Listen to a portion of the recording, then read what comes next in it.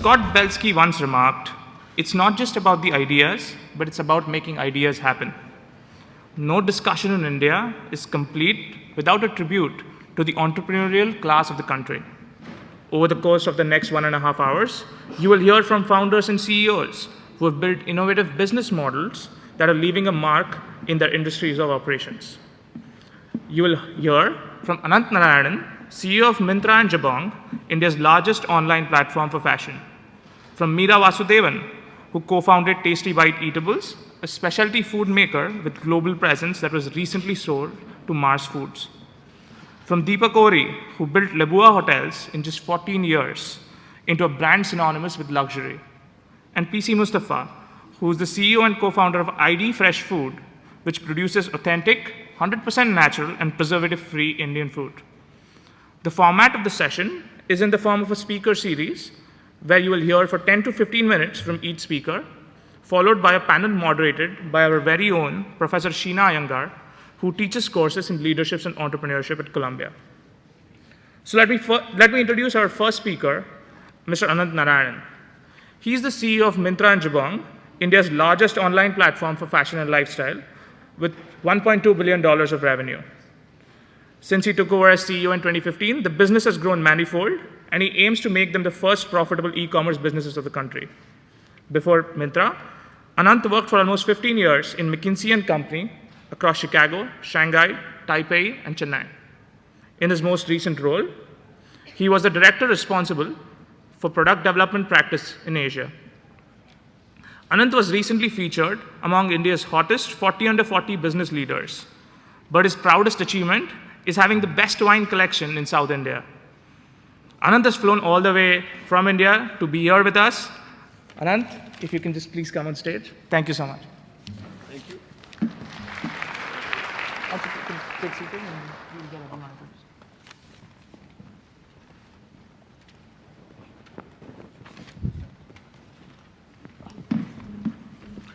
Good morning, everybody. I hope you're enjoying the session so far. I'll quickly introduce Meera Vasudevan. Meera is the co-founder of Preferred Brands International. It's a Stamford-based food company and the executive vice president of marketing and product development. The company, with its operations globally in the US, Canada, UK, Australia, and New Zealand, manufactures and markets Tasty Bytes, which is present in all major supermarkets. She's also worked closely on social research projects with the Indian government and the UNICEF. Meera has also served on non-profit boards including GOPIO and a United Way of Western Connecticut. She manages a personal foundation, the Meera and Ashok Vasudevan Foundation, with her husband, that is committed to the eradication of hunger and malnourishment in America. She has a bachelor's degree in English literature with postgraduate qualifications in marketing from the University of Madras and INSEAD in France. Meera, we welcome you on stage.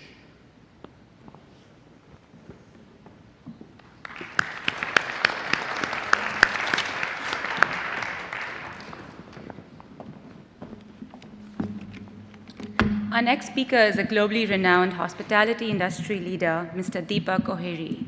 He is the CEO and visionary of the Lebua Hotels and Resorts, a growing international luxury brand that operates distinctive hotels, fine restaurants, and bars expanding across 4 continents. Let's welcome Mr. Deepak Ohri.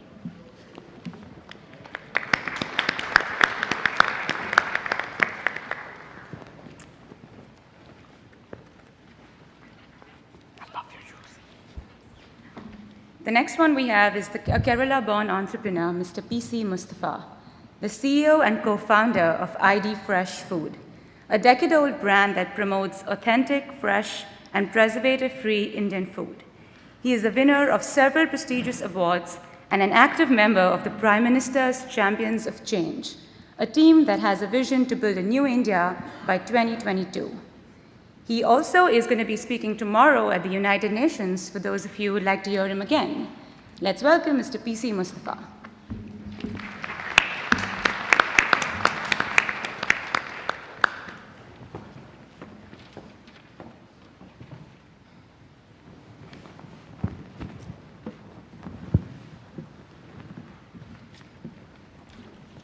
Good morning, attendees. I hope you're having an extremely fruitful and enriching morning.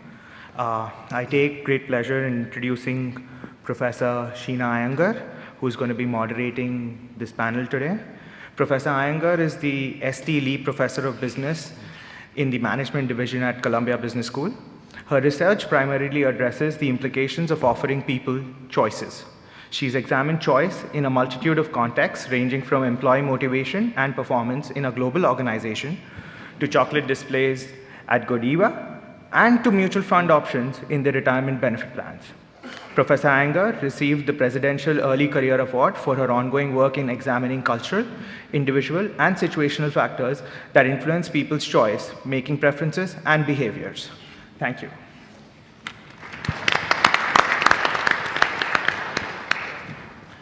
I'd now like to invite Mr. Narayan to address the audience.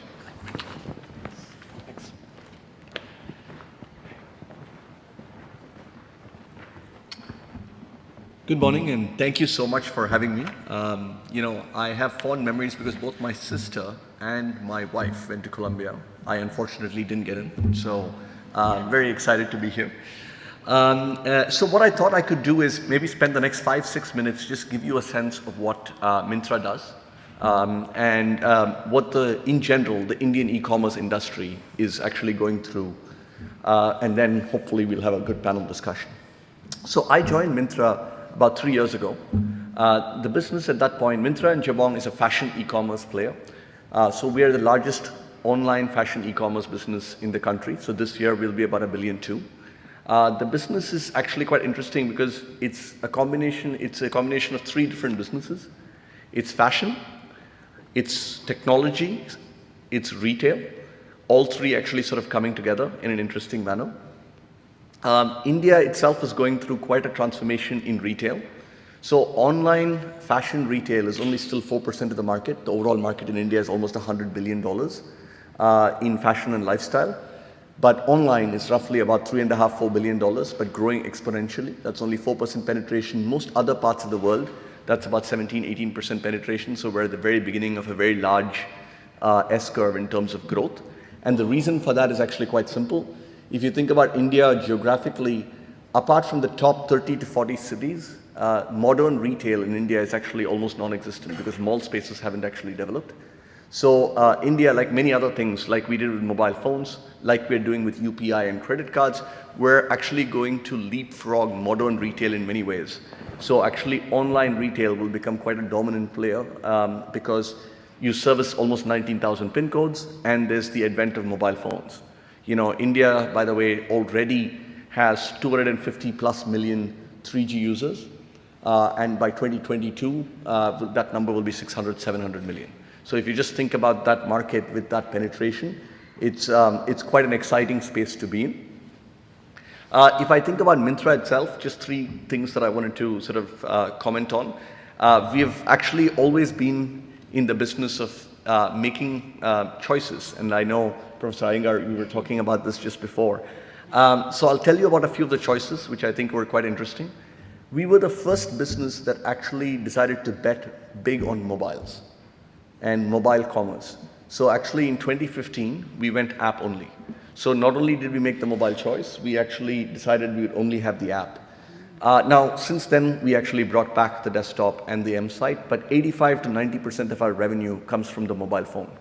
And this was actually an important and strategic choice because it actually, India, if you look at the Indian market, mobile commerce is, I think about 6 to 7x that of what actually happens on the laptop or the desktop. And making that choice early on made us culturally mobile first, right? The entire organization was designed around mobile. You think about sizes, you think about small memory sizes in Indian smartphones, you think about how do you actually think about images and the size of the app. So I think very, very different in terms of how we actually thought about it. The second big choice that we made was actually private brands.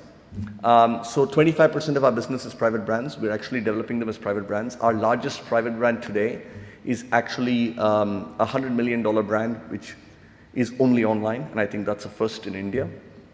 Incidentally, by the way we developed our private brands is very online specific. So we use, even though it's a buzzword, we use a lot of AI and machine learning. So we have actually the first designerless brand. We actually have a brand on Myntra called Moda Rapido that actually is completely designerless. So we actually use machine vision and imaging in order to actually decide what trends are in place, and the machine actually designs t-shirts, jeans, kurtas, and it does really well. So I think that's a second choice around private brands and investing in AI for private brands. And that also, by the way, is a big driver of our profitability, because fashion e-commerce actually has high margins, and if you have private brands, it actually makes a big difference. The third choice is when we actually acquired Jabong. Jabong was our nearest competitor. It was owned by the Rocket Internet Group. We bought them 2 years ago, and they were the #2 player in the market. And the choice to acquire them was quite interesting. It was one of those hair-raising moments where two companies were bidding for it, and we actually had to end up closing the deal over a weekend. So more about that, hopefully during the panel. But what was really interesting about that move was it changed the industry structure, because now you have 45% of the market. You can deal very differently in terms of discounting, how you shape the entire ecosystem. So actually we became a market leader and reduced competition in some form, at least in the fashion e-commerce space. Right? So I think that was another interesting choice that we actually made, which was still playing out, but which we're very excited by. And then the last is actually not so much a choice, but just how we actually think about overall Myntra and Jabong is we are in a business which actually constantly changes, right? So every day there's a new competitor. Obviously, in any market where there's Amazon, you have lots and lots of competition, so we never sort of you can never not take them seriously. But also there's lots of fashion and social commerce players that are coming up really fast. So one of the things that we try and do at Myntra is to actually build a culture of learnability. So, and what I mean by that is most people, actually almost in the entire top team of Myntra, there are only 2 people who have real fashion and retail background, which may seem quite surprising. But it's actually an industry that's getting built. So what we look for actually is learnability, and the ability to pick up new skills and in a complex environment come up to speed quickly and think completely disruptively. So I wanted to sort of close by saying there's a learnability and a culture of learnability that we're actually trying to build, which is quite unique, right? So, so just in summary, we're a fashion e-com player. We're the largest in the country today. I mean, just to give you perspective, by the way, of that billion too, Shoppers Stop and Lifestyle, which will be the fashion retail offline players, would roughly be half our size, and I think it took 20 years to get there, right? So I think the rate of growth and the rate of disruption is enormous. We build that actually by making a series of strategic choices, and I think building a culture which is a combination of fashion and technology and encourages learnability and risk-taking. So, happy to talk about all of that, and also a little bit of perhaps the Indian startup ecosystem and what's happening in retail. Look forward to it. Thank you.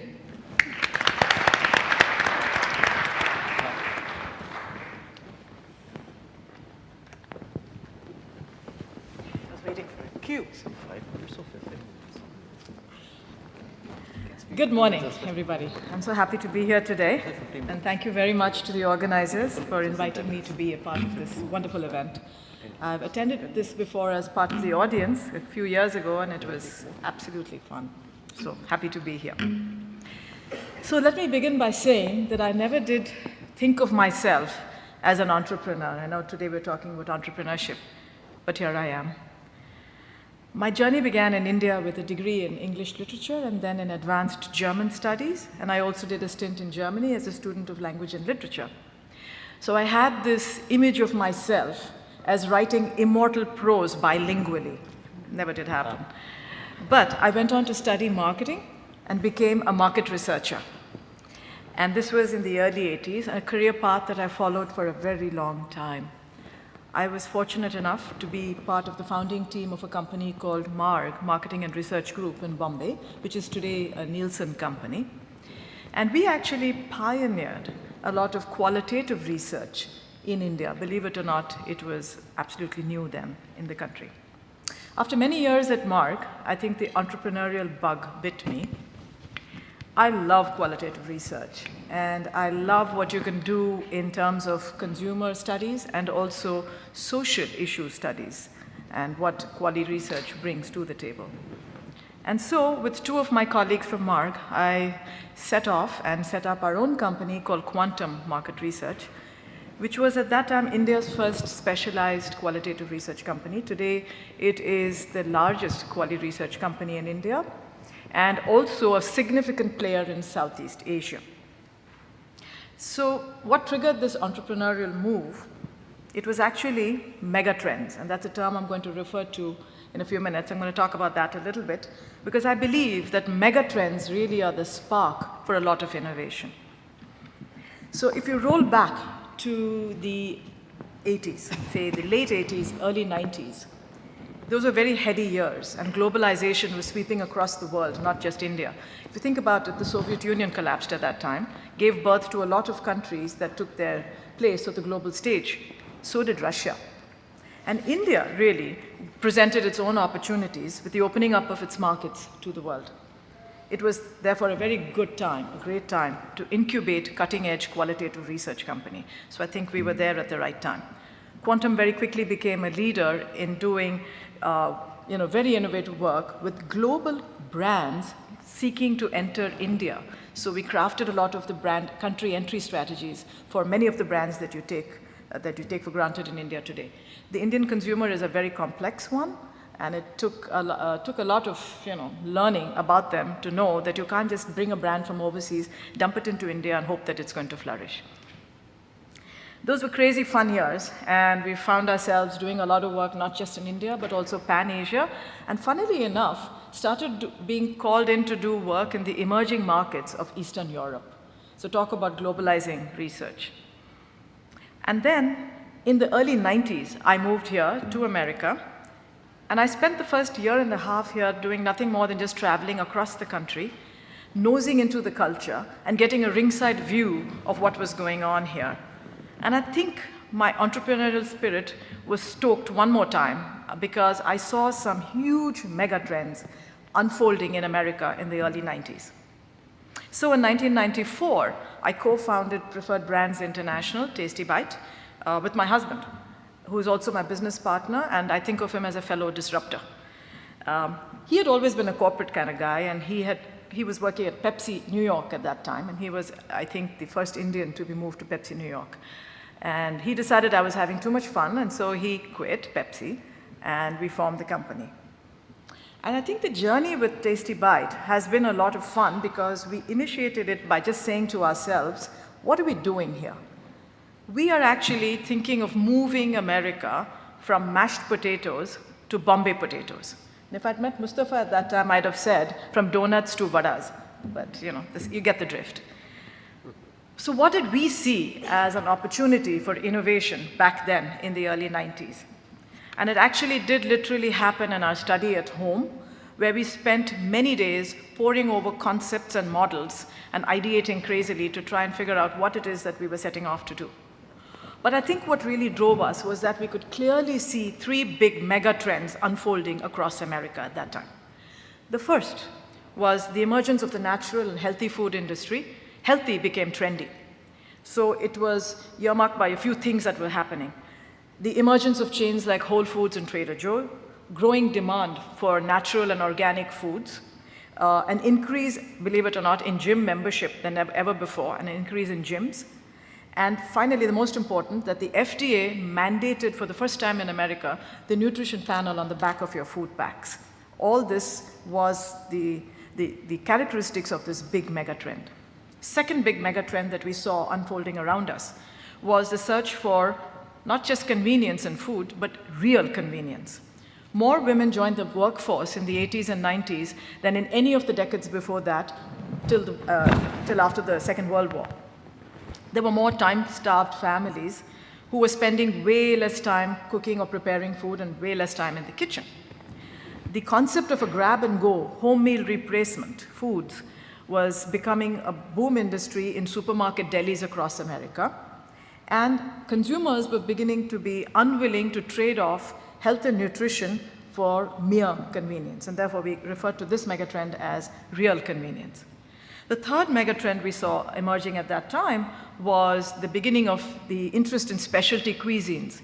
So America's palate was on the move. So it moved away from Thai and Chinese, and we saw a boom in the restaurants, newer cuisines. Indian restaurants, Thai restaurants, sushi became big in the early 90s. Mexican food started taking precedence. And so that was driving this urge to eat new flavors. The other thing that was happening is that there was an increase in the number of passports that Americans were getting at that time for the first time. And so there was an increase in overseas travel and therefore a greater exposure to newer cuisines, newer cultures. And people who were traveling from here were bringing it back.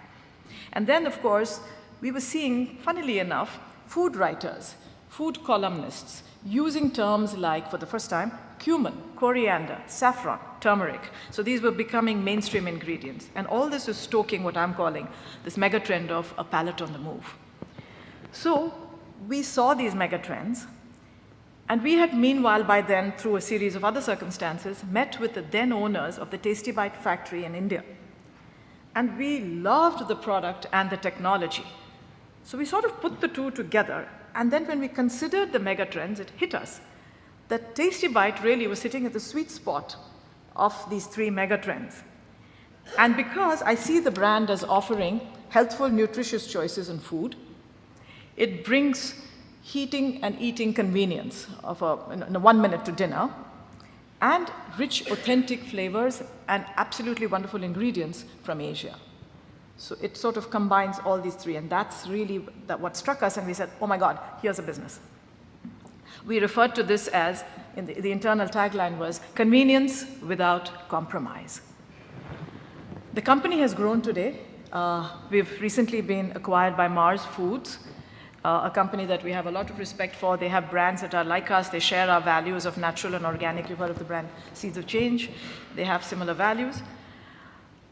The team is bigger, the company is bigger, but I'll tell you one thing, those mega trends still remain relevant even today, and that's really what drives all of us even today in the company. Whether it is product development or it is marketing communication, we are driven by those mega trends. It's what consumers are doing.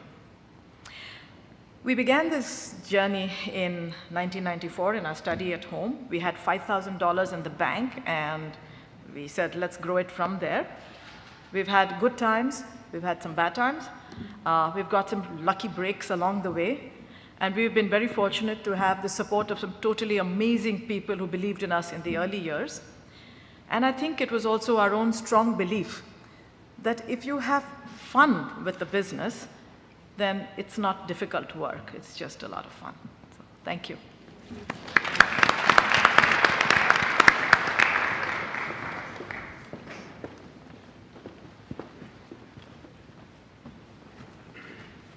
Good morning. Thank you for inviting me here. Not because I feel honored, but I feel very good for Columbia Business School also. Because Mark Twain had said that don't let school come in the way of your education. Wish we had this kind of exposure when we were young. There's a question I want to ask you before I'm going to show you a video clip. And the answer has to be given by the audience in just 2 seconds because all of you are very tech savvy. How many books on luxury are there on Amazon.com? Okay, the answer is there are 4,000 books on luxury, but there are 9,000 books on anxiety. Some of you are getting very anxious, but I think you should forget about being anxious and focus on luxury for next 5 or 10 minutes. Can we show a video clip, please? This is a 1970 movie. I want an 8-foot length of rubber seal with foam backing. This country's going to the dogs. Nobody cares. I just work here. That's the attitude. Buy junk, sell junk, eat junk. $3.99. Don't want it. That's what you asked for. Who are you working for? The Japanese? If you don't want it, just say so. Just said so, Jack. Don't want it. Look, made in Japan. I don't want my hard-earned American dollars converted into yen. I want an American length of rubber seal. So right now, I'm not into politics, but right now President Trump said made in America, and everybody is creating noise. That's a developed country. In India, our Prime Minister Narendra Modi said, made in India, everybody is appreciative of it.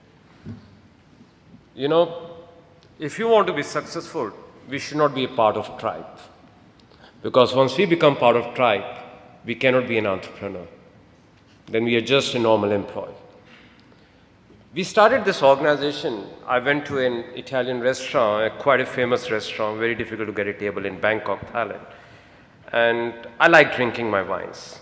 I don't know whether you can make out that or not, but last night I didn't drink because I had to speak here. Otherwise, you would have definitely made out that. So I like drinking my wine, so I go to these restaurants, order a nice bottle of wine, order some good food. Table next to me is ordering a pizza and having a beer, but the whole hotel is around him because he's somebody. So we saw, and I'm talking about developing countries, it doesn't happen in US. You hardly get tables here, whether you are somebody or nobody. Okay, so I saw there's a right of equality. A right of equality is a challenge. And we started this place in an empty building since 97 Asian crisis, 6 years later, in year 2003. A restaurant where I wish I would have known you there. We did a qualitative research, focus groups through a company called Gallup, and the result is not to open a restaurant. And we said, no, we are not going to listen to this. We'll open a restaurant because we believe in that. You know what? Our customers are like crying babies. Only the mother knows when they need water or when they need milk. So we said, no, we will open. We opened the place. We couldn't find an interior designer because nobody believed in it. They said, you know what? People like luxury. Luxury is not about being an empty building and opening a restaurant at the rooftop. And who opens restaurants in the rooftop? Okay. So anyway, we opened the place became successful, but we challenged the whole paradigm of that country where everybody used to sit at a bar and drink, and we came up with the first standing bar. Now we're coming up with the first standing restaurant also very soon, by the end of this year. So we came up with the first standing bar, and for 3 months, it was only 3 people, me, our promoter, and her mother. Then we came up with a marketing campaign, and then things changed. But the most interesting part is we never wanted to be a hotel company. We got into a hotel company because of our customers. We were a restaurant company. We started the whole thing with a restaurant. And restaurant, even today, is still our focus. But our biggest challenge in doing this, I was speaker at another business school last month. I like talking at business school because students are very intelligent. Speakers are not so much. Don't sue me, please. You all come here to listen, but we end up learning more than we desired for. So I was talking at that, and then I realized something. The day one, there was one media person who was talking about India. And he said how bad the education system in India is, what the government is not doing. And I almost had tears in my eyes. And next day, there was a gentleman called Baiju application. I don't know whether you have heard of that or not. It's a private sector, and how he reaches out to more than 100 million people in India. But there was no media person present there. Because for any country to improve, it cannot be the government. It has to be a public-private sector undertaking. It's very good to criticize something, but it's very difficult to appreciate. My friend who wrote this book, you should read about it. It's called Luxury Loses Luster by Dana Thomas. So whenever you start something new, the locals are the first one to repel it, unless you are in New York. Okay, so our challenge was that locals actually didn't appreciate what we were doing because they said, how can you open something like that? And when you are in a developing country, everybody who knows how to spell food becomes a blogger. Everybody who knows how to write becomes a journalist. And then they don't like to pay when they visit your place. And then it becomes a challenge how well you satisfied them and how famous you become. And that took us to another step of innovation of emotional marketing and creating a community. We didn't create a community on a Facebook or a Twitter. We created a community in person. What I do is when I travel, I normally host cocktails in that city. I call our regular customers and I meet them face to face and try to understand where we went wrong and what more we should be doing. Means there are many innovations that we have done, but we also bring partners along with that. I will speak less about us because you can read about us, but I'm just going to tell you that 3 things. Shiva's, which is a whiskey company, first time in 200 years, they created a blend for us. There's a company called Paris Jouet, which is a champagne company, has never created a champagne, a cuvee for anyone. They're creating a cuvee for us next year, first time in their 200+ year history. Michelin Guide came in year 1900 in the world. I think means I take pride. Normally I don't like to boast. I'm the first Indian which has got two Michelin star. I'm not a chef, but as an entrepreneur for a French food. So the thing is, India has a lot of potential. India can grow, but you don't have to be part of the tribe. You have to be on your own. We tend to follow. We tend to become a tribe. I think there's a marketing gentleman here, Seth Godin, who writes his book on tribe. I think you should buy his books and read about it. But more than reading about it, you should follow people actually who are on this stage, or you should follow people who are really an entrepreneur. And that's what I have to say. Thank you very much.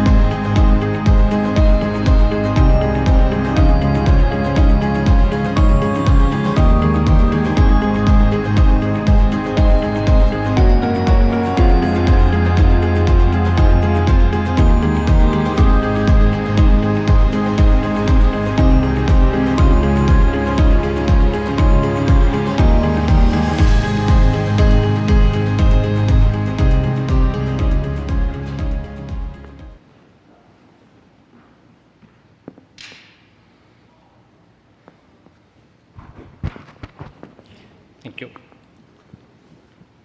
In the name of God, peace be unto you. Good morning. Thank you for inviting me here. Such a great honor to be here among all these great students and great leaders. 3 foodies in a panelist. Let me tell you where I come from. I come from a very remote village in a place called Wayanad in Kerala, a beautiful place. My father was not very well educated. So was I. I was a school dropout. I ended up doing coolie job at the age of 10 along with my dad because he was finding it difficult to manage both ends of the family. Having 3 meals in a day was a luxury during my childhood days. And breakfast was a distant dream.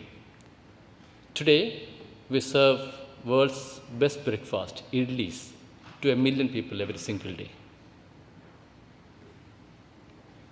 I co-founded a brand called ID along with my cousins in 2005. So in the next 15 minutes, 10-12 minutes, I'll share 3 quick stories with you.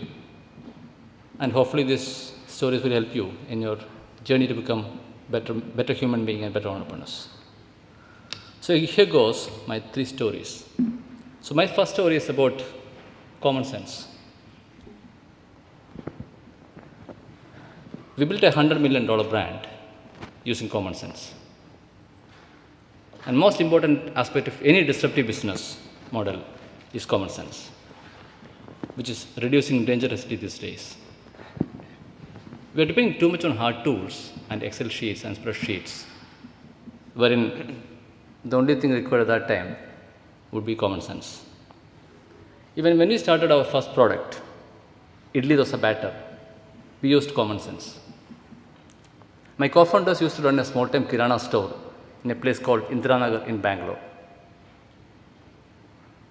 They used to procure idli dosa batter from a small-time vendor, and that had all sorts of quality issues, hygiene issues, and service issues. My cousins tried to fix the issue with the vendor multiple times. That didn't work out. And that's when we thought, why don't we create our own idli dosa batter?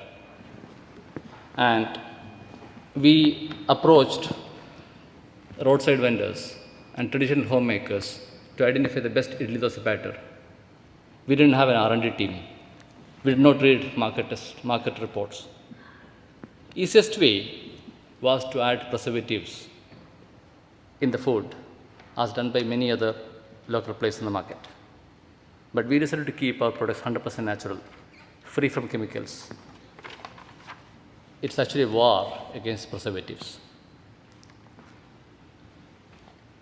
I hope many of you know what's idli, right? Idli is the healthiest and very popular breakfast in India. Idli is rich in carbohydrates, proteins, enzymes, fats, and fiber. It does not contain saturated fat or cholesterol. Idli is a complete food. It's easily digestible for kids and even for seniors. You don't even need a teeth to eat idli. Another popular snack which many of us love in India is the vada. Vada goes best with idli. Kids love vada. But then it's one of the most difficult snack to make at home, unless you're an expert like your grandmothers. Vada started disappearing from Indian homes, including my home. So there are two significant challenges of making vada. First challenge is to get the vada batter right. But even if I provide vada batter, an Indian homemaker will still not make vada at home. Vada batter is making vada is a messy job. Vada batter is sticky like your super glue. Second challenge is to get the hole for the vada. It's a time-consuming process to make vada. You must be an expert to make perfect vadas. You won't get the size right. You cannot get the shape right. And we, South Indians, will not eat a vada without a hole. So when I talk to ladies in my office, they had no idea how to get the hole for the vada. And most importantly, the new generation homemakers like you will end up frying fingers instead of frying the vada. So we want to help mothers to make world's best vada, the way we did idli. So this journey started 3 years ago. If you look at the issue, this is a century-old problem. We identified it. We then started working to solve this problem. We talked to industry experts. They were not able to help us. We then used the most important aspect of a disruptive business model called common sense. And our solution is a new vada pack for you. This new vada pack helps you make vadas at home that are shaped, sized just like expert-made vadas, without you touching the batter, and with a proper hole in the middle.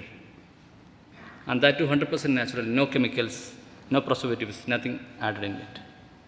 It takes just 1 minute for you to make vada at home now, but then it took us 3 years to build it. We didn't lose hope. It was not an easy journey. Many businesses would have dropped this idea by looking at the spreadsheets. It was a classical conflict between a meaningful solution and a business opportunity. I'm sure you're all curious to know about this magical vada pack. Vada making is a science now. It is not an art anymore. Let me show you how it works.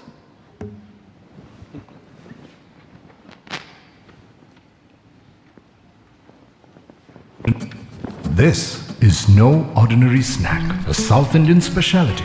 It's a favorite in homes across India, but its circular cylindrical shape and donut-like hole make it fairly difficult to prepare at homes. It needs the expert hands of grandmas and aunts or even restaurant cooks. Not anymore. ID decided to turn its attention on this age-old problem and transform the complex art of vada making into a science for everyone. And the key ingredient? Common sense. A path-breaking, little big invention. The spout that shapes batter into vadas with the hole. And that's it. Squeeze, shape, cut, fry. Handmade, but with no mess, no stress. Just delicious, crispy vadas. ID, maker of India's favorite batters and fresh food, presents Vada Batter in a pack that shapes batter into vadas. Now, everybody can vada.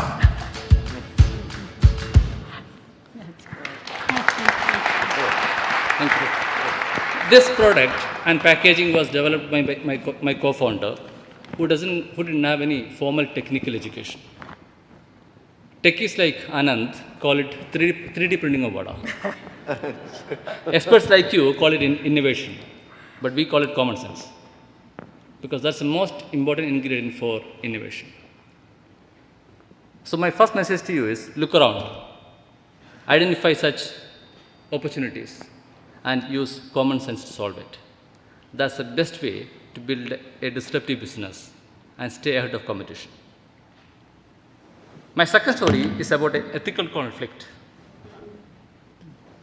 In 2009, we became very confident and started our Chennai operation. After launching idli batter in Chennai, we learned that it's a very tough market to play with. Some of our competitors were buying subsidized public distribution system rice and were adding unhealthy chemicals and selling idli dosa batter at a very cheap rate. We were not able to compete with them using our recipe because we wanted to keep our product 100% natural. We started making losses. We struggled to pay salaries to our employees. We were on the verge of closing down the business. Going was getting tougher every day. We had three options in front of us. One was to borrow money from the bank and manage our cash flow. As interest-based transactions were against my ideology, we couldn't take that route. Second option was to adapt the local business practices, which is procure subsidized public distribution system rice, add chemicals, and sell idli dosa batter. We didn't want to follow this unethical, unhealthy practice. Last option was to shut down my Chennai plant and focus on Bangalore profitability. It was a very painful solution. We went ahead with the last option, to shut down a plant in Chennai operation. But then it turned out to be one of the best decisions in ID, as it helped us to build a sustainable fresh food brand without compromising our values or brand philosophy.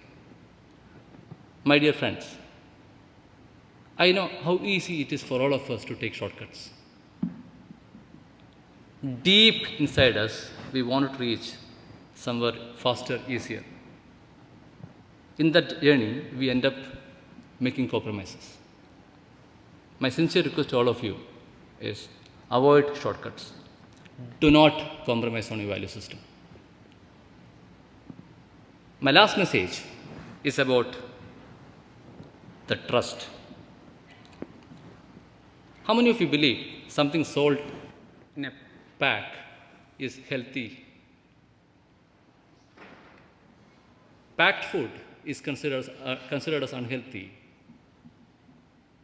mostly by Indians. And we were selling our products in a pack. So we were also being considered as a packed food. We were actually trying to break the barrier.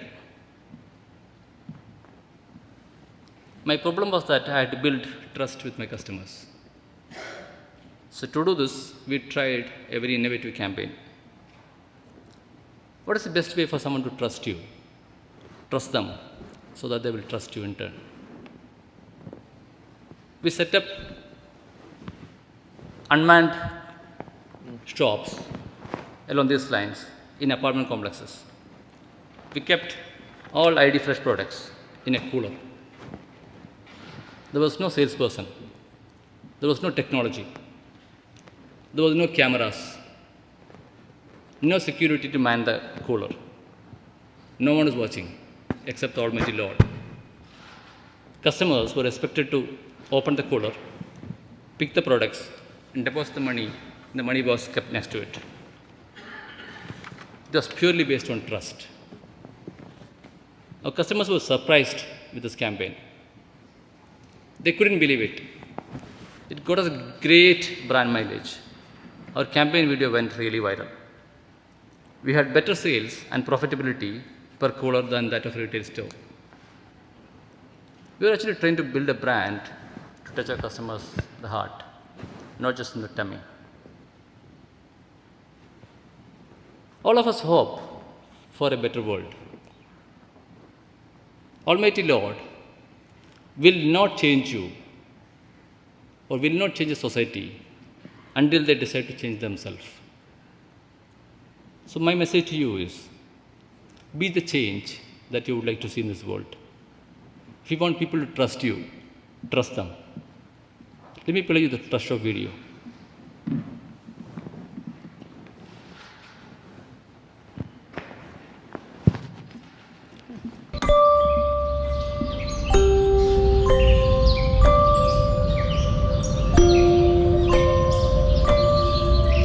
Trusting strangers was never easy for me. But I remember that day clearly. Her laugh. Sweet child. But what to do? I didn't trust anyone.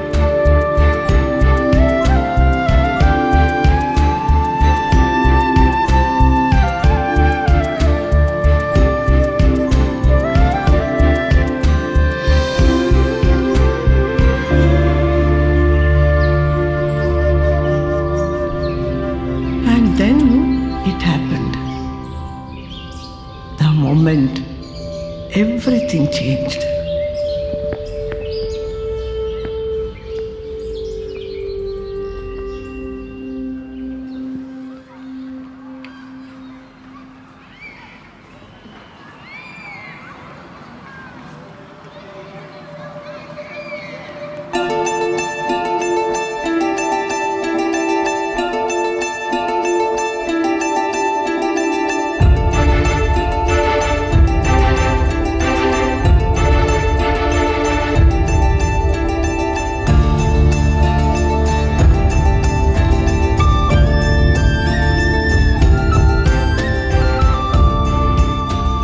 That day, I learned that the world can be a better place.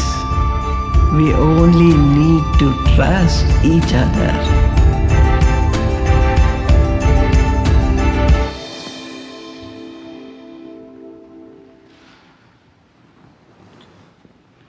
It is such a coincidence that a young boy who started working as a daily wage worker in a remote village of Kerala, and for whom having a breakfast was a luxury, is now running a company that serves world's best breakfast, idlis, to a million Indians every single day. It happens in India, only in India. India is a great place to do business. Do come back. Jai Hind.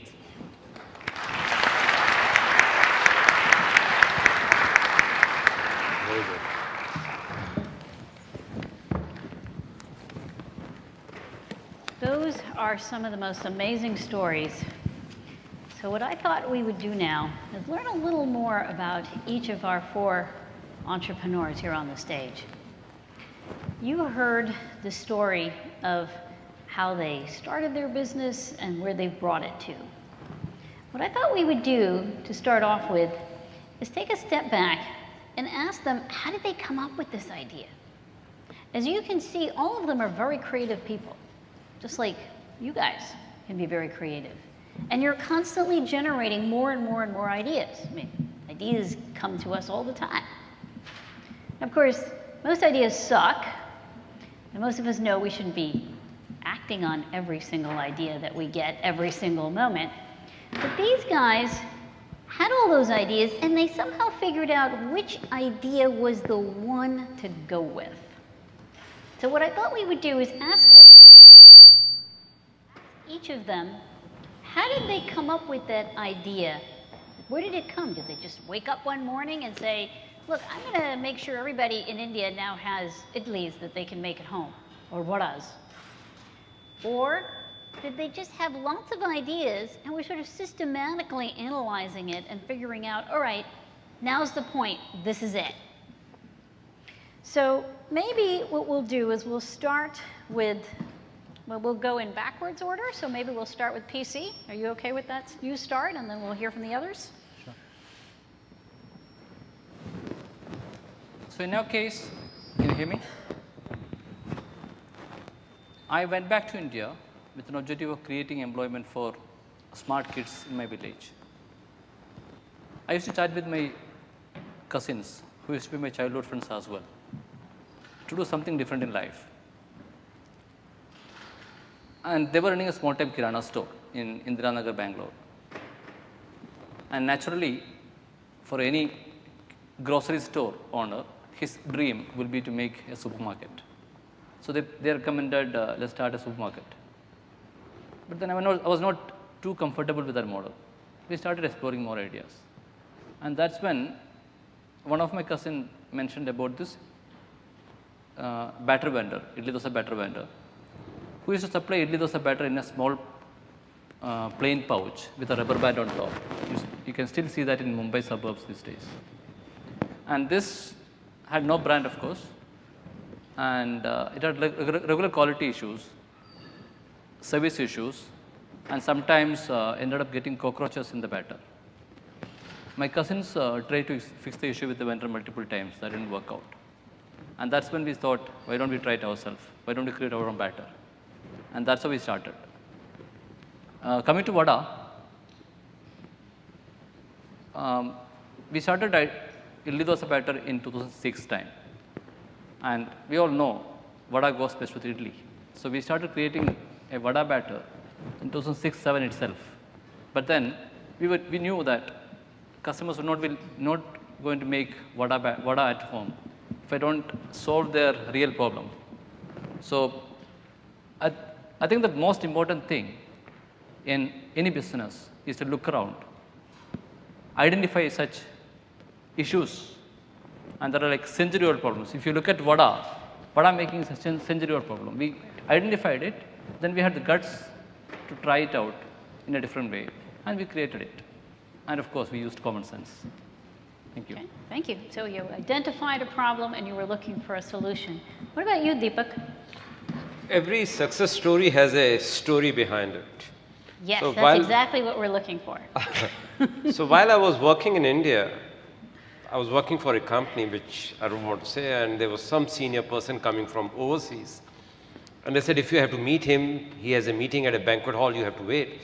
Waited for him for 3 hours. I was number 20th in the line just to shake hand with him. And he came out, he was like to catch his flight, he just waved at us and went. And that's where I felt that pinch of equality for myself. And then I saw that pinch myself, which you heard, going to the restaurant, and when you're nobody or when you want to maintain a low profile, people are not looking at you. So I said, there's a gap. Why don't we create a place for people who do not get recognition anywhere? Why don't we create an organization for people who never get recognized?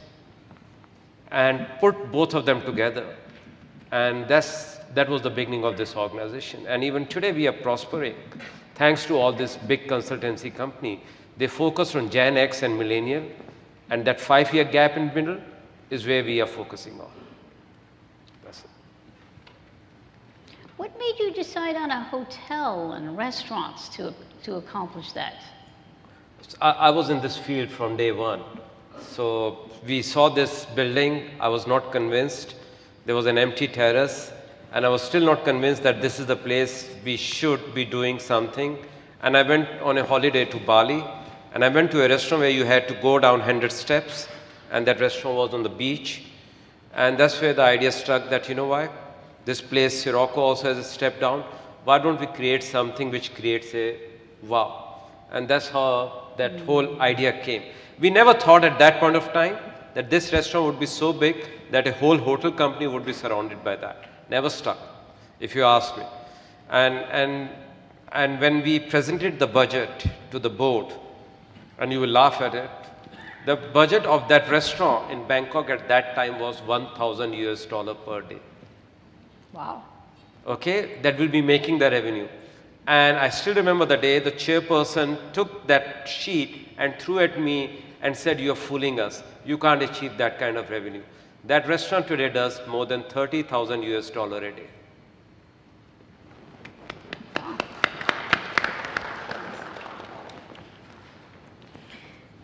Meera, you wandered around the country searching for a new life or a new thing, a new hobby, and suddenly in the midst of all this you pick food. Why did I pick food? I love food. I'm a foodie, I confess. You know, I think what I noticed is, other than the mega trends that I alluded to earlier, which sort of was sitting in my head about what's happening, that there was this whole movement towards health in America for the first time. I think that was something that triggered it. And I also believe that traditional cultures, traditional diets, have wellness built into them. So if you take a look at the Indian diet or the Chinese diet, the traditional diet from anywhere in the world, older cultures have, they don't see food as being separate from wellness. And they see it, the saying in Ayurveda, for instance, is, you are what you eat. And I'm a firm believer in that, that you are indeed what you eat, and everything you put into your body reflects what the outcome should be. And that part of me collided with this part where I was seeing the angst, the cultural struggle in America at that time to say, we've been eating badly all these decades. Something is wrong. The obesity epidemic was beginning. Diabetes is on the rise. Maybe we need to take a look at the way we eat. And that's when it struck me that we need something that tells people, yes, you can love food, you can enjoy food, like many cultures do. It need not be boring. Needn't eat, boiled vegetables just because you want to feel good. You also have to enjoy it. And so when we came across the concept of the Tasty Bite product, is when it struck me that, oh my God, here's something that actually bridges both these issues. Were there other ideas that you were debating on at the time? Well, at that time I was actually, to tell the story, I had done with Quantum and I had just incubated my second company. I confess I'm a serial entrepreneur. I love doing that. So it was a management consulting company. We were based here and we were providing entry strategies to American corporations looking to enter India at that time. And we worked with people like, we took Tropicana to India, Ocean Spray, I had 2 other partners then. And we did work with Westinghouse, a bunch of companies. And along the way, bumped into the folks at Tasty Bite, and that's when it sort of struck me, oh my God, this is such fun. Let's bring something back into America, and let's take a look at food, an area that I love in any case. That's what happened. I just love to eat. Frankly, all this is BS, yeah, really. I just love food. Okay, Ananth? So, maybe 3 things. The first is, I'll tell you about, I think I was telling you about this brand that we started, which is all, completely designer-less. And, it's made in 45 days. Do you have a lot of women that you're surrounded by? I'm sorry? Are you surrounded by a lot of women? We have, actually, Myntra has, at least in the top No, I'm 45% joking about your personal I life. have 3 daughters. She's asking about you personally. You're interested in dressing people. Where did that come from? Actually, by the way, that didn't come naturally at all, actually. So I don't know exactly how to answer the question of how I got interested in dressing up people. Maybe 2 things, actually. The first is, I think, your point of common sense and just asking sort of the obvious question. So today, actually, the way fashion is made overall is a very, very sort of inefficient 200-year-old process. The garment industry hasn't changed dramatically, right? So you basically take, a couple of years to make the fabric, you block it, you make it 9 to 12 months in advance, and typically you sell about 60–70% of what you make, and the 30% you sell as end of season. I mean, that's been accepted as historic practice, right? What we decided was, could we change that dramatically, given how much data we have, given how much technology we have, and can we actually think of a dramatically different process, right? And so we ended up actually questioning a very basic premise that it takes a long time to make a garment. And we also brought in the insight that we have lots of consumer data, and so we can actually predict trends better than a Zara can, better than a H&M can. We are the traditional fast fashion businesses. So I think, a bit of that started with the insight around, I guess, a bunch of just questioning the status quo was one thing.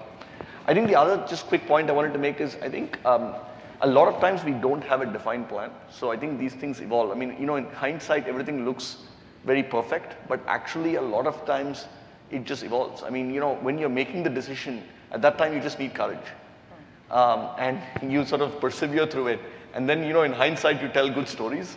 But actually, when we went through a lot of these, we didn't really know, right, is the short answer. So I think, not being too prescriptive about exactly where you want to go, but sort of going along with the change and having the courage to persevere. I think these are some of the things that work for us. Were you debating on other things when you were doing this? Yeah, I think there were lots of choices, right? So actually when Myntra first started, I think it was a personalization website. So we were selling t-shirts, cups, all of it for personalization, right? I think sort of the fashion pivot happened 3 years later. And I think there was a choice about whether we should actually become a horizontal e-commerce player, like most others had. And we decided that we would actually stick with fashion because we felt that it was a market that was a more of an emotional sell as opposed to just efficiency based. And therefore we felt that it would actually, in the long term, be more sustainable, right? It would actually have profits, you could build brands. You don't just sell on cutthroat efficiency. So I think there were several choices that were made, I think, as we went through the journey. Can you tell us a little bit about your choosing process? Like whenever you have a difficult choice in your company as it's growing, what's the process you use? Do you ask your employees? Do you take a walk and just sort of look around? Do you ask experts? What's your process? So I think we do, again, this will sound like a good answer, but we do, I think, maybe we do 3 things, I think, well. The first is, I think we listen very intently to customers. Everybody in Myntra, independent of who they are. When you say you listen very intently to customers, can you unpack that? Like, what do you do? You survey them? No. Because you're right, everybody says that, but everybody has a different way of doing that. So we do 2 things. The first is everybody has to actually go do deliveries. So the biggest danger in online e-commerce is you never meet a customer, ever. Right? Because you could actually, and you could stare at numbers all through, and they are big numbers, and so you get distracted. So everybody in Myntra, actually the senior team does at least once a month, does half a day of deliveries and actually talks to customers. Says what do they like, what don't they like, why do they actually shop on Myntra, why don't they, right? I think that really helps. The second, which is very humbling, is actually just go spend 2 hours at our call center, which all of us do. So I do at least once a month. It just helps because you actually hear the complaints directly. So you're doing a lot of, you've really systematized field work, which is very important to your process. Yes. So I think that's the listening intently part. So we have now put in place a process that allows, a few hundred of us to actually be immersed in customer. The other thing we do is every week we have a customer escalation meeting where we don't have a lot of data, but we actually listen to customer calls and really, really go deep on why an issue went wrong. So we pick one case and just go deep. So I think a whole set of things around just understanding the customer. I think that's one. The second is, I think, just ask everybody for their opinion, but make your own decision. I think it's important to listen, but I think it's not democracy. In terms of your question on the process, I think eventually you have to make calls. I think so how many opinions do you get, and how do you deal with this person said this person said that other thing, this person said that other thing, some people agree, some people disagree, the opinions are all over the map. So how many opinions do you get, and how do you deal with the fact that the opinions are all over the map? So the first is actually to set the context correctly and actually say, I want your opinion, but you're not the decision maker. So people actually don't feel bad about it at the end of the day and actually give you the opinions openly. So I think we make it a point to say, look, we'll get 10, 15 opinions, but these are opinions. It's not the decision-making process. It's input into the decision-making process, and just being clear about that up front helps.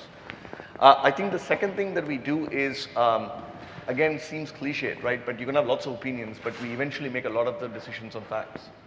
And in our business, you can actually have facts for almost everything, right? So whether you change the size of a button, whether you move the order of a list page one way or the other, whether we use a certain type of photograph versus not, all can be A/B tested. So I think the common saying for us is just bring us A/B data. You don't actually have to, you speak less, just provide us the data and then you can actually make the call. So one, being clear that they're opinions and not decision makers, and we get lots of qualitative input. And then for everything that can be measured, make sure that we actually have A/B data. I think that those are the 2 things. Those are great tips. What about you, Deepak? You must make some similarly difficult choices about decision-making process every day. Well, yes. Oh, sorry, you asking? It's me? Deepak. Yeah. Deepak, sorry. See, I like to sleep a lot, so I like to dream. So that's So the reality. key to success is sleeping a lot. Yeah, so dreaming. And the second good thing I do is I watch a lot of movies. So when it comes to conceptualization, that how the restaurant would look like or how the bar would look like, I think I don't listen to anyone. It's me, me, me. That's So you're all about imagining. yeah. That's actually a very important choice-making skill, right? It's this Yeah. whole notion of imagination, and actually sleeping can be very useful for that. Yes. And when it comes to management, so each of senior management, they got a box. They can do whatever inside the box they can do, but when they have to come outside of that box, they have to check with me. And so that's how we operate. So decision making, you can call it autocratic, but it's not autocratic. There's a democracy. But when it comes to conceptualization, I think we are not very good-looking restaurants, but we are one of the best-looking restaurants in the world. I'm not talking about Asia, but I say in the world. And we are coming up with few more 11 restaurants and bars, and they're worth watching. So I follow fashion. So how do we decide about the food? So I follow fashion. So do you see yourself then as an entrepreneur, though, then, or do you see yourself as an artist? I don't know. I have no idea. I don't know how to describe, but I follow fashion. So now the fashion is going, if you notice, to 1950s or 1960s. If you see the movies that are coming now, they're getting more classical, okay, besides the fiction. And that's where the trend is going. That's where you all are going in your subconscious mind. So we create something to match what you're thinking or what you want to see yourself in. Now I give you an example. If you're not feeling good, an example in the city, there's one restaurant here, I've got nothing to do with that, but it's something where make you very happy. It's called Carbo. It's at the village area. It's an Italian place. But the place has got a vibe. It's got 1950s music.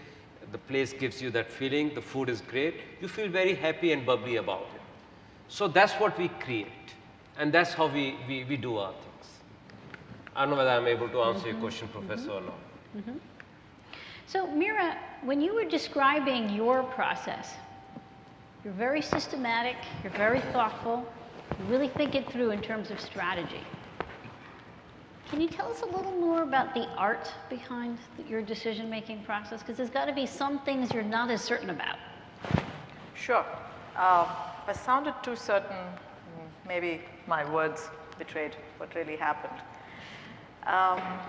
Strategy is important, and let me give it its due place, because I think entrepreneurs do a few things. One, entrepreneurs tend to focus and plan, and we're not risk takers, believe it or not. We may take a chance, but we don't take risks. So we plan, we do put together something that you know you shouldn't fail and fall on your face too badly. I mean, to some extent you do. And so you tend to take strategy into account. The art behind this, or the non-strategic part of this, is something that I lay equally great store by to your question, and that is intuition and insight. And not a day goes by when I don't speak to our teams in sales and marketing and I say, not all the data in the world, not all this analysis, paralysis that we have can ever tell you what is the right move to make to titillate a consumer's palate. You're bringing joy to your consumer. So the data can get you up to a point, but after that, you have to rely on good old-fashioned insight, intuition about your consumer. And that's really important. That's really what got us where we have got. That's really got me started. It was that journey across America, taking a look at people, touching and feeling this, active listening, to borrow a phrase from clinical psychology. That's something we employ in a focused fashion in the company. Even today, we actually have methods for using active listening so that you build a certain gut for the consumer, you build your insight and intuition. And intuition is not mumbo jumbo. It's really a sequence of subliminal observations that you've made over time, that you use a systematic process of bringing subliminal observations and emotions that surround it into the liminal level and you say, ah, I have an insight about this.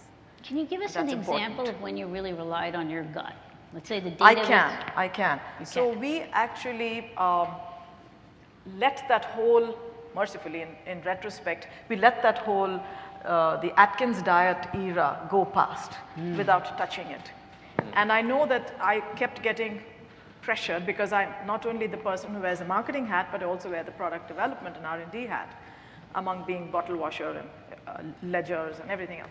But the point is that at that point, I kept getting asked by people, not just consumers, but also people in the marketing team who kept saying, you're making a mistake. I think we should get onto a low-carb line of products. And I said, guys, my gut is that that is not going to go anywhere simply because when you listen to people talk and you tell a consumer, this is fabulous, this is low sodium or this is low carb, she'll play lip service to it and she'll tell you in a focus group, fabulous, that's what I'm going to buy. When you look at the repeat purchase of these products, they don't really do well because at the end of the day, you haven't seduced her. So I used to keep saying, my insight and my instinct about this consumer is that she needs seduction. So when she buys your product, she's going to buy it because, oh my God, that's so good. And so she comes back. So low carb is a soulless and frankly flawed science. And I'm willing to debate this with anybody. It's bad science. That whole Atkins movement was wrong. And we know that today. And we also felt that if you give people food that is made safe, made with good nutrition in mind, and it tastes damn good, they're going to come back to eat it because it does them good. So that was an insight I had, and I had to fight really hard to not jump onto some of those trend bandwagons that were unfurling around us at that point. Great. So, PC, can I ask you the question of, do you worry about technology and how it might shape your industry?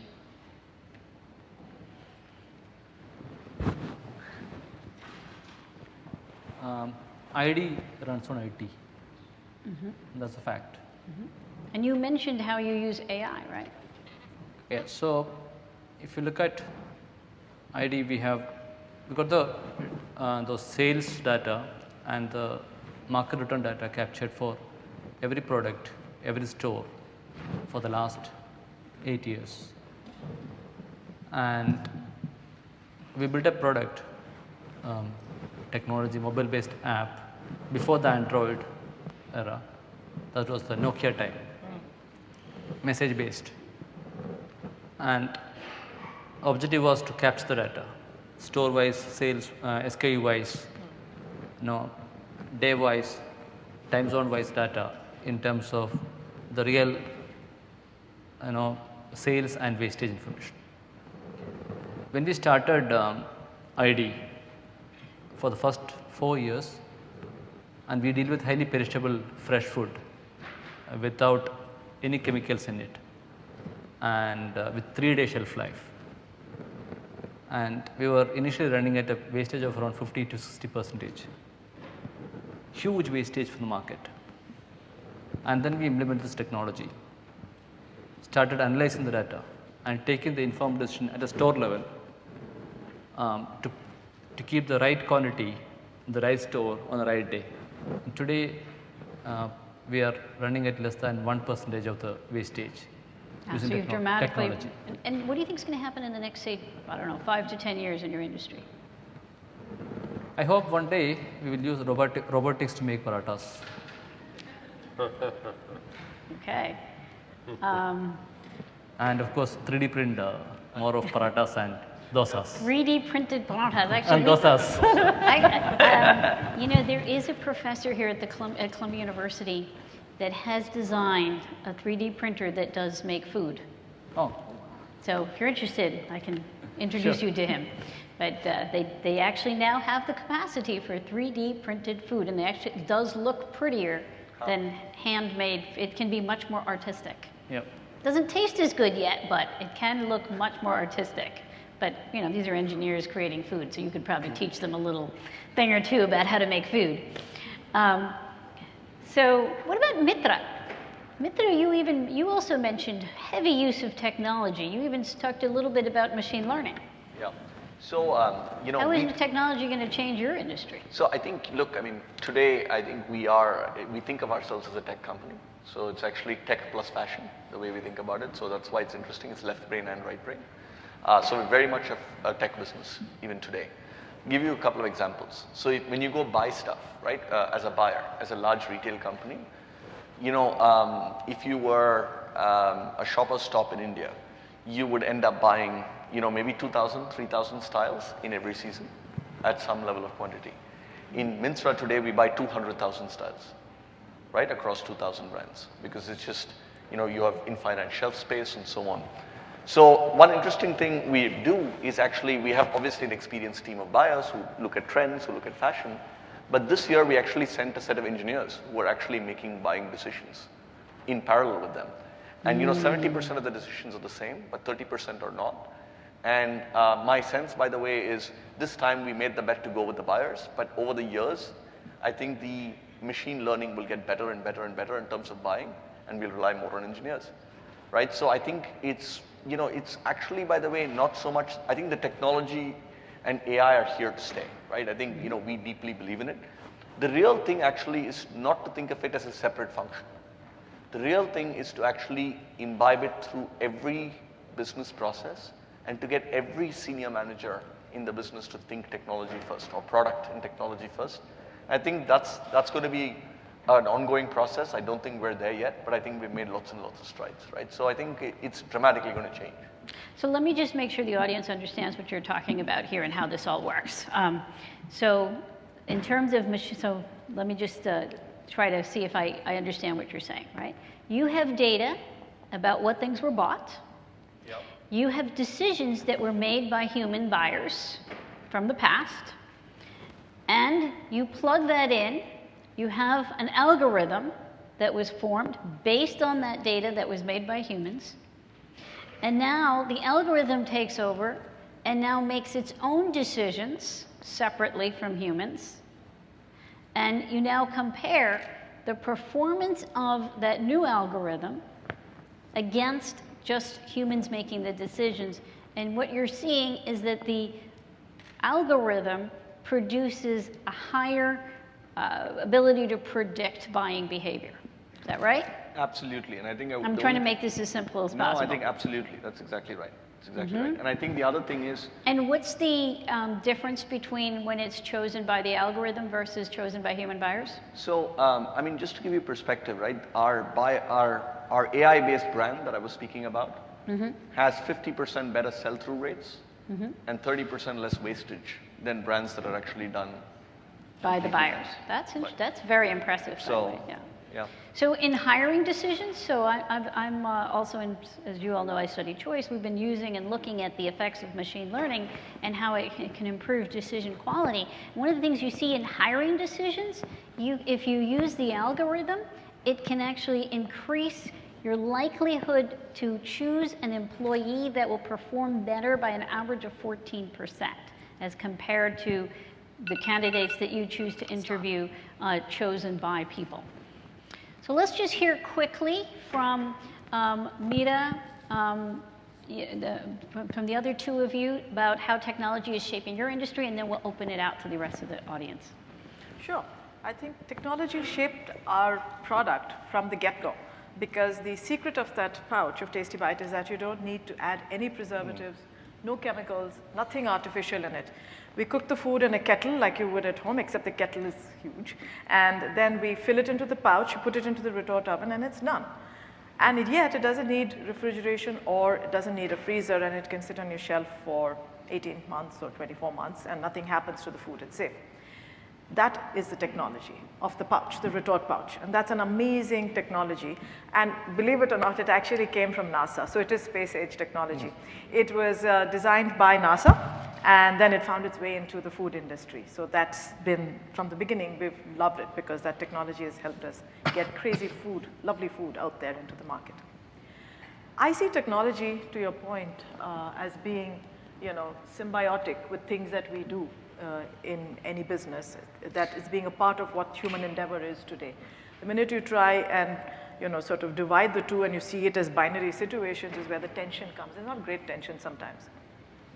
I'd like to see, if I were to crystal ball gaze, I think I'd like to see technology be such a part of our work I want one day consumers to be able to pick a pack of Tasty Bite and touch it, and it talks to them and tells them, hey, this is my nutrition value, this is my glycemic load, these are some of the ingredients that I have. They touch it somewhere else and it says, oh, the turmeric, it came from this farm somewhere, and you know, things like that. That would be pretty cool. I'd love to see that, to see a pack that can do that. Very cool. What about you, Deepak? I'm an odd man out. I'm not a big fan of technology in our business of luxury. So we use limited technology at the back end. And whatever the technology is in the front end, that is social media, I'm a confused person. How to align luxury with the social media? And I'm clueless. I have no idea how to do that, because we say we have discerning customers and we are putting their photographs on a social media. I don't know how these two get together, so I'm still confused on that. On the other side, as a technology, what we are doing is we are tying up, Labua is tying up with a watch company. Since 1880, the watch, the horological innovation hasn't changed. And this is the first time this watch has come with a liquid technology. I'm wearing one. So we are going to come up with Labua watches. It's a Swiss manufacturer, quite a high end.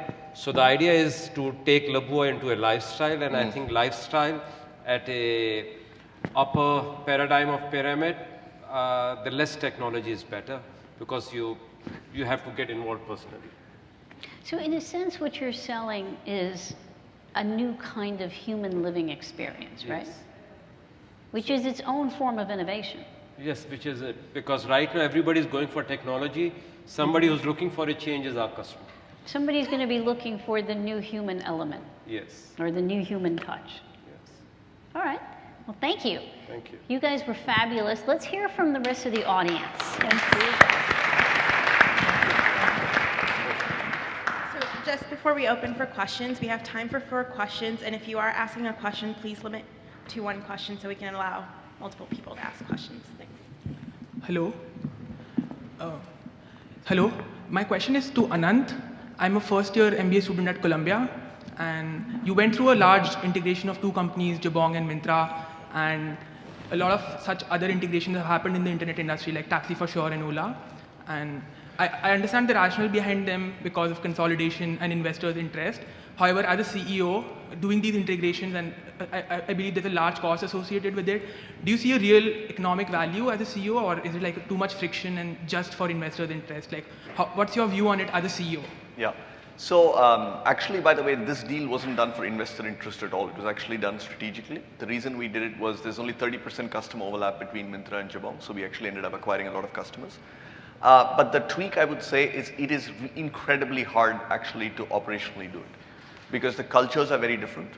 So you have to be very clear from the very beginning why you're doing it, and you have to be very clear about what you will and will not do. So in our case, we were very clear what functions we would integrate, technology as well as supply chain, and what we would not integrate, which is the marketing, the front-end product, and the buying. So I think being clear up front with everybody and communicating constantly, I think really helped get us through. But I think it was strategically, I think it was management-led, not investor-led in terms of the decision. But still very hard to do, and if I were to do it again, I think the only lesson I would have is, I think just assume that it takes twice as long to do whatever you think you're going to do. Thank you. Thanks. And just a quick question on operations here. So when we think about entrepreneurship, right, having a great idea is one thing. It's the execution on the field is, right, much more important. And I think a lot of people in this room are probably in my shoes, right? I left India when I was 8, right? And going back once a year really doesn't cut it. It's the, right, and just thinking about the pace of change in India, right? So even if you've come abroad for university, right, in the 4 years you're here, India has changed a lot. So I guess my question is, what advice would you give people kind of in my shoes looking to move back to India? And specifically, what would you do differently, or how would you think about the world differently for your own businesses? Thanks. Is it for me? Go for it. Yeah. Okay. So I'll start, maybe folks can add on. I think the first is, I think, just flexibility. I think there are lots of things in India that keep constantly changing. So I think not having a rigid point of view on everything from here as you go there. I think just being flexible and willing to learn new things is probably the most important thing to do. I think the second is, in addition to sort of the yearly visits, how do you sort of, when you go there, intensely immerse yourself in what's happening? And that, by the way, is not necessarily, I mean, it depends on the field that you're in, but I think it's a lot more around getting out of your bubble. I think most people who go back live in a bubble. So how do you get out of that bubble and start to see a little bit of the real change that's happening in India and being out there? I think those are two things that I think are quite important. So I think it's extremely important to choose the right product. Can you hear me there? No. It's extremely important to choose the right product. If you look at Bangalore market, just Bangalore eats more than 2 million idli every single day. There's a huge opportunity. People like us are just ignoring it. And people end up starting Pizza Huts and stuff like that when you have a great opportunity like idli. So I think that's my first advice, choose the right product. It's extremely important to understand the market as well. An Indian homemaker is a gatekeeper for a kitchen. She will not let idli inside a kitchen. She's okay to buy idli dosa batter, cook steaming idli and serve it on the dining table and eat with the family. If idli comes out well, she gets the credit. And if for some reason, if idli is hard, blame goes to me, brand ID. So I think it was extremely important for us to position the product and understand the market very well. Do not start selling idli, sell idli batter. Hi, this is Manik here, over here. Investor, brother, and lifelong learner, so I can relate to the theme which Ananth was saying. But here's a question, because all of you are learning machines in your own fields. Can you share for us audience 2 books which are at the top of your mind these days, and also any online resources such as if you track any Twitter or blogs or whatever, each one of us has our own diverse set of things. So for all 5 of you, 2 books and few online resources for all of us. Oh boy. I don't read. I think 2 books that stand out for me. One is Thinking Fast, Thinking Slow. It's a Kahneman book. I think it's a classic around just how people think and make decisions. So that's always interesting. I'm trying to figure out what the next one. I know Peter Thiel is not a popular guy here now, but 0 to 1 I think was an outstanding book in terms of how to start. So I think those 2 stand out for me. I try and avoid Twitter, Facebook, blogs of all kind, because customers, try and get to me from all channels. And I actually think, by the way, more seriously, I think there's too much noise. And therefore, it's very hard to sort of figure out real trends. So I don't get news from social media or Twitter or any of that. I actually think slow news, like slow food, is better than fast news. Well said. Yeah. I hark back to a classic, which is Good to Great. And I remember reading it back then, and it made an impression on me. And I remember learning many lessons from that book. Until today, I sometimes dip back into it and say, yeah, I forgot that. I should be, refreshing my memory on that. And I like that book somehow. It teaches you in many ways. Another book, there are many of them. If I'm forced to pick something that pops to my head right now, it's probably Tipping Point, Malcolm Gladwell. And that's an amazing socio-human look at how we make some decisions, and I love that. I love what he says about the tipping point. It guides you in so many ways when you run a business. Yeah, and I'm with you on the social media. I'm a Luddite. I follow it and I use it in the business, and we do a lot on social. In fact, a bulk of our marketing budget is really digital. It's direct to consumer, and we feel it's a lot more fun that way. But I'm not a great social media citizen myself. So. For management, Bhagavad Gita. That's the best management book you can read. And for luxury is Luxury Loses Luster. So 2 books. And Bhagavad Gita is it's a religious book. I'm Hindu myself, not hurting anyone's sentiment. I read more for management. For me, it's Connecting Dots by Rashmi Bansal. And second thing you should read is a book called this coming up, The Unshakable You by Mustafa PC. Okay, very good. Excellent. We'll buy it. Yeah, very good. Excellent. Congratulations. Thank you. My name is Shravan Navani, Columbia University alumni. My question is for Ananth, but it can extend to everyone. Basically, for every disruptive business, you have to strategically be different from your competitors at some point, like especially in the initial stage. So if you have first mover's advantage, that's great. But for example, with Amazon, Flipkart, and I think everyone's thinking that, you would definitely have competition where people are gonna like reach the same level with volumes or like with data and analysis. So how do you keep defining your strategy to be different from them and keep growing and just not sink into or get bought out like some other companies? And similar to all the other businesses, how do you keep a startup being different and continuously innovating? So this may seem a bit strange since I did 15 years of consulting in McKinsey, but I actually, by the way, think strategy is overrated in some ways. Actually, execution and innovation on an ongoing basis make a dramatic difference. I think strategy matters at the level of where to play. So, you know, picking the market that's large enough so that you could have many players, not going to an industry structure which has huge regulatory barriers unless you're good at regulations, right? But sort of picking the market at that level is strategically important. But I think winning in that market, especially in the tech space, actually is a lot about execution and innovation and making sure that we're actually allocating enough resources for what I would call mid to long-term innovation versus just short-term innovation. I think so, in my mind, that actually really is what makes companies much, much better in the consumer internet and tech space, right? So, so I think that's my view. I think the strategy on the market matters, but I think execution and innovation on a regular basis matters much more in winning in consumer internet business. I'd second that actually. I totally agree with you because companies have to be not led by the nose by strategy, but you have to have a strategy behind why you're there in the first place because you're putting money in it and sometimes someone else's money. But innovation, building a DNA of innovation in a company sets you apart. And everything you do, whether it is from product development all the way to your marketing communication, if we foster a DNA or, you know, of innovation and innovative thinking, or entrepreneurship, I find that's really what makes a difference to companies, and it absolutely affects the quality of execution as well in very positive ways. So we make decisions and then we work hard to make it right. There's nothing called right or wrong. I give you two examples to that.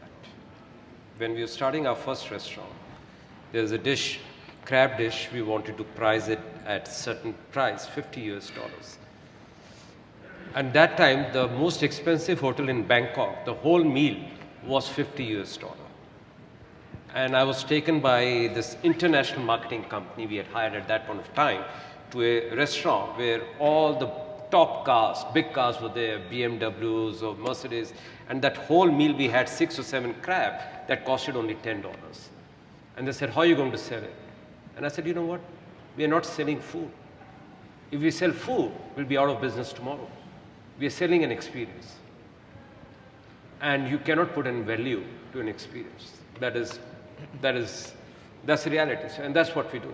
I won't take more time, so I'll give it to him. So the second example is we can talk over lunch. Please. When we started, myself and my cousin started the business. We have been, my cousins were running the new product innovation and the new packaging innovation in the team. When we reached a stage, beyond a stage, we needed to bring in professionals in the team for scale up.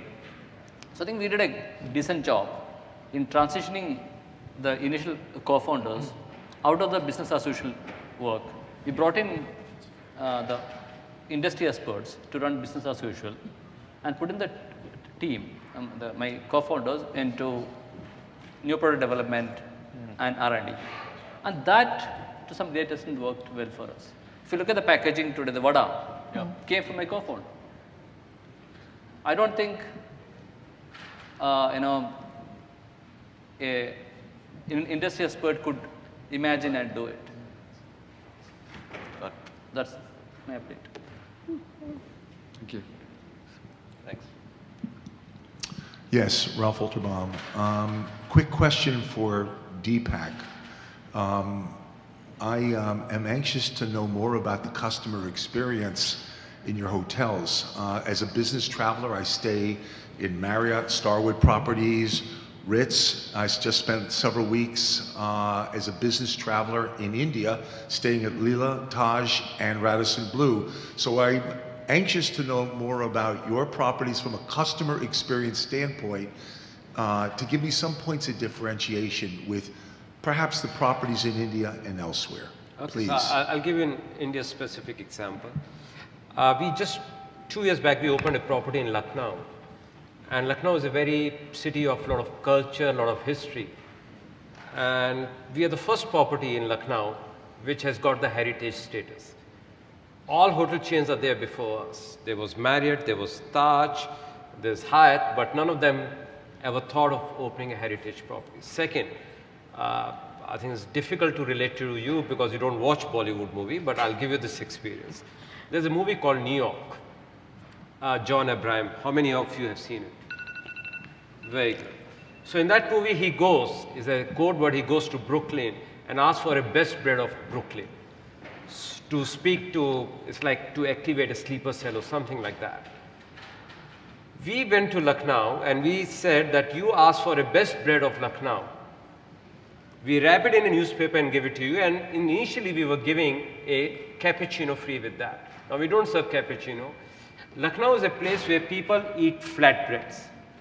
At 7 a.m. there's a queue outside our hotel and they say we want to have a fresh bread of Lucknow. So these are the differences we do. We go into your heart, we touch your heart, we invoke your emotions, and we don't want you to be our first time customer. We want you to be our second time customer, meaning we want you to have stayed at Taj or Ritz or somewhere to appreciate us. If you have not stayed in these hotels and come and stay with us, you will never appreciate us. Thank you, and I'm ready to book. Thank you, sir. Thank you very much. I'll exchange my card with you. Thank you. Hi, this is Vishal from Columbia Engineering. My question is for Ananth. How did Myntra derive the conviction going mobile only? I mean, how difficult was the decision given the strategy was later modified? Yeah. So it was a very hard decision actually. But I think in retrospect, a good decision, both I think to go app only. By the way, we didn't go mobile only, we went app only. So we actually shut down both the desktop and the M site and became only app. I think in retrospect, it wasn't the right decision, and then we changed some parts of it, so I'll just explain it. The reason to do that, by the way, was cultural.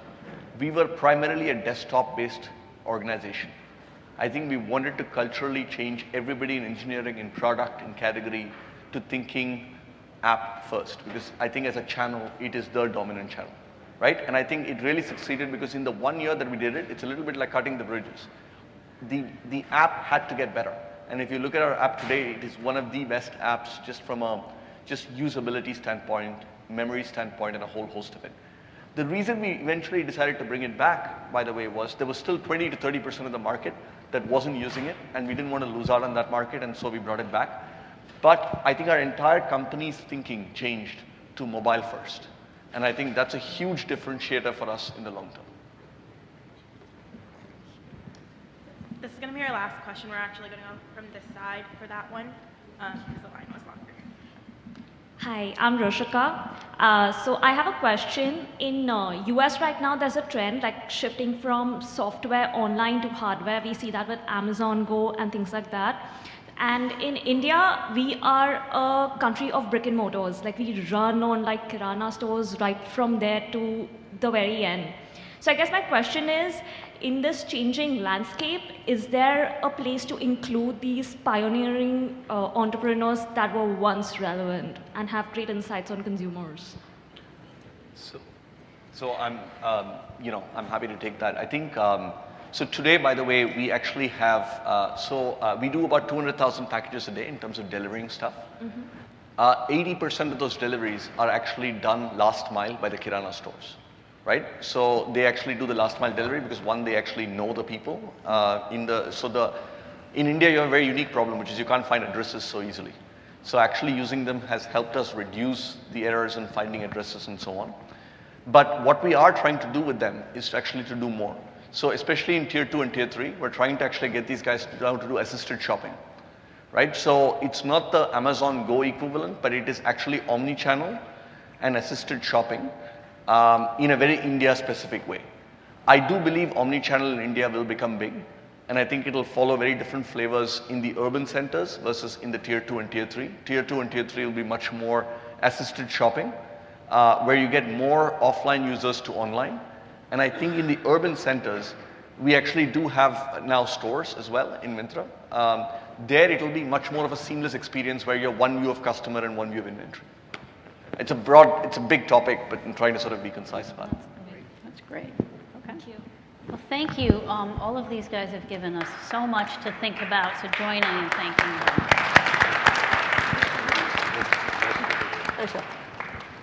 Thank you, everyone. Thank you, Ananth, Meera, Deepak, Mustafa, Professor Iyengar.